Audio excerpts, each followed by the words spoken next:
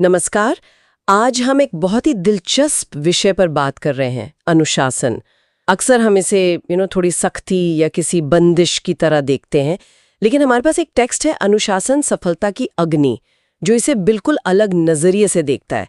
वो कहता है कि अनुशासन सजा नहीं, बल्कि असल में आज़ादी है। हर बड़ी कामयाबी के पीछे की एक शांत ताकत। तो चलिए इसी सोच को थोड़ा गहराई से समझते हैं आज।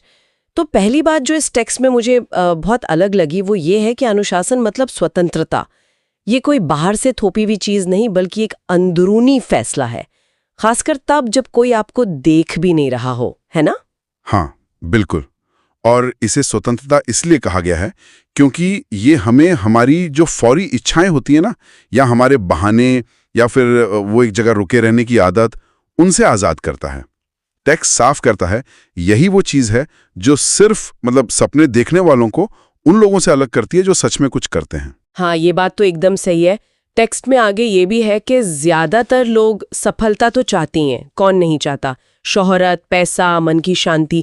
लेकिन सिर्फ चाहना कितना आसान है। सवाल तो ये है कि कितने लोग इसे कमाने के लिए, वो रोज का जो अनुशासन चाहिए उसके लिए तैयार हैं। और देखिए, ये कमाना बिल्कुल आसान नहीं होता।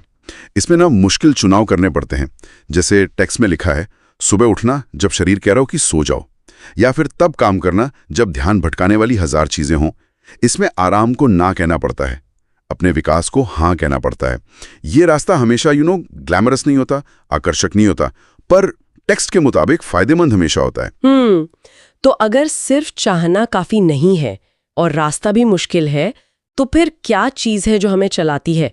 यहाँ टेक्स्ट प्रेरणा और अनुशासन की बड़ी अच्छी तुलना करता है। कहता है प्रेरणा एक चिंगारी जैसी है, रोमांचक पर आती जाती रहती है, अस्थायी सी। बिल्कुल सही। और अनुशासन उस आग की तरह है जो रोज जलती है लगातार।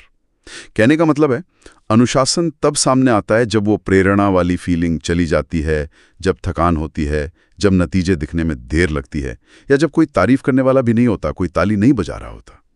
तब ये आपकी मर्जी है कि आप अपने भावनाओं की सुने या अपने अंदर की जो हिम्मत है, जो योद्धा है, उसकी सुने। अच्छा, तो ये अनुशासन रहता कहाँ है? मतलब ये सिर्फ कोई बड़ी फिलॉसफी तो नहीं है? नहीं। टेक्स्ट इसे रोजमर्रा की जगहों से जोड़ता है। जिम हो, आपकी काम करने की डेस्क हो, पढ़ाई की मेज हो, ये उस लगातार कोशिश में है, रोज दोहराई जाने वाली छोटी छोटी जीतों में, रोजाना। हाँ, और इसे हम असल जिंदगी में भी देख सकते हैं, कामयाब लोगों में। जैसे टेक्स्ट इशारा करता है, बड़े एथलीट रोज ट्रेनिंग करते हैं, लेखक रोज लिखते हैं। इसलिए नहीं कि रोज उनका मन करता है, बिल्कुल नहीं, बल्कि इसलिए क्योंकि उन्होंने अनुशासन को अपनी आदत बना ली, अपनी पहचान का हिस्सा। वो बस करते हैं, वो उनका तरीका बन जाता है। टेक्स्ट में एक और बहुत जरूरी बात कही गई है कि जब हम नाकाम होते हैं, गिरते हैं, तो अनुशासन ही हमें दोबारा उठने में मदद करता है।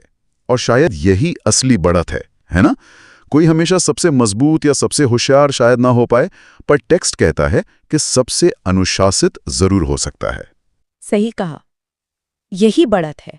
और अंत में टेक्स्ट अनुशासन को हमारे जो लक्ष्य हैं और जो हमारी हकीकत है, उसके बीच का पुल बताता है। एक बहुत बहुत गहरी बात कही है कि हम अपने लक्ष्यों के स्तर तक ऊपर नहीं उठते, हम अपने अनुशासन के स्तर तक ही गिरते हैं, या कह लें सीमित रहते हैं। महानता की कहानी असल में यहीं से शुरू होती है, उस रोज के अनुशासन से। तो कुल मिलाकर इस टेक्स्ट का निचोड़ ये है कि अनुशासन किसी एक दिन के बड़े कारनामे का नाम नहीं है, बल्कि ये रोज के लगातार, अक्सर अनदेखे छोटे छोटे प्रयासों का नाम है। जैसे अपने कर्मों से धीरे धीरे, ईंट दर ईंट खुद को बनाना, दिन ब दिन। हाँ, बिल्कुल। और अगर अनुशासन ही वो नींव है जिस पर हम खड़े होते हैं, तो फिर सोचने वाली बात ये रह जाती है कि आज ऐसा कौन सा एक छोटा सा मगर लगातार किया जा सकने वाला काम है जिसे कोई भी शुरू कर सकता है, ताकि अपने लक्ष्यों की वो नींव मजबूत हो सके, खासकर उन दिनों में जब सच में बिल्कुल मन ना कर रहा हो। वो क्या एक कदम हो सकता है?